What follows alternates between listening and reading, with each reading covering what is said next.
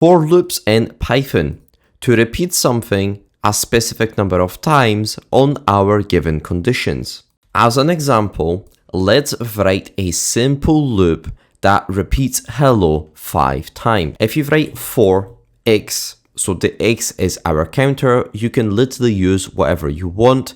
In this case, I'm just going to use x. In range, here you just need to specify your start range. So let's do 1 to 5. Remember about a colon at the end. Now, if you write print x, so our counter, and if you actually run the code, as you can see, it is running all the way from 1 to 4. Now, you might ask, the code says 1 to 5. Why is it only counting from 1 to 4? This is because the actual last range or the end range is actually exclusive. So what you need to do is if you wanted to count it from 1 to 5, we actually need to put 6, right?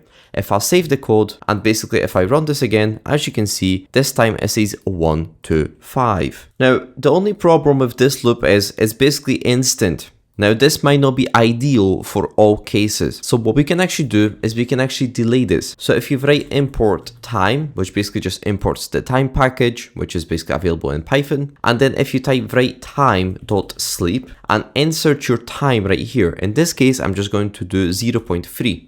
So basically 300 milliseconds.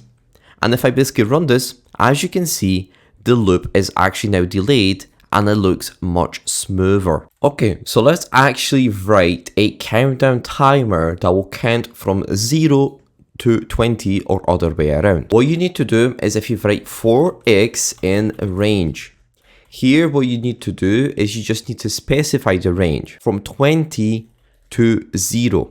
Now, because we're going from 20, we actually need to add a -1 at the end. So basically it takes away 1 from every single iteration. Then if you write time.sleep and you add, for example, 0.3, so this is just basically how fast or how long do you want to delay it.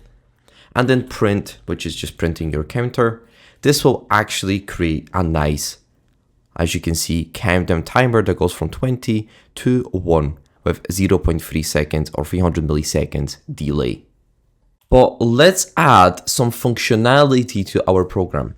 So we're going to add an if statement to our loop. So in this case, let's say that if x, so our counter, hits the number of 15, it is going to display a message of jackpot, okay? Then what we need to do is we also need to decide what do you want to do when it actually hits 15. In this case, I'm going to write break.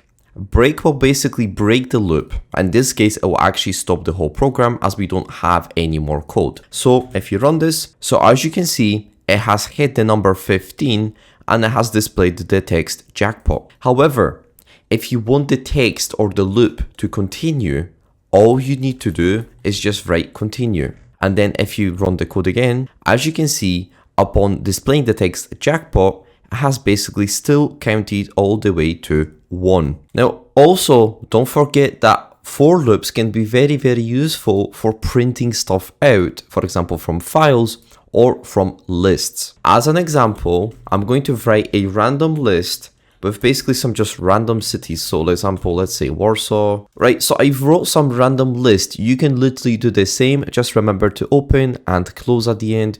And then for every single input, just put double quotation marks or quotation marks and comma between each basically input. Then all you need to do is do for x in list, right? So remember to connect these two things. So list should be right here or your name of your basically list. And then literally just print x.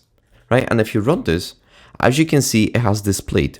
Now, this is useful because, for example, if you're loading files and the file constantly changes, you don't need to really add more code. This will basically run forever, right? So if I actually add another city, let's say, I don't know, Manchester, right? If I run this again, as you can see, the list has changed and we haven't really changed any code, right? And it still works. Right, that'll be it for this video. If you want to learn coding and IT tutorials, I have launched my own website and my own Gitbook, so make sure to check that out. The link is in the description down below. Peace.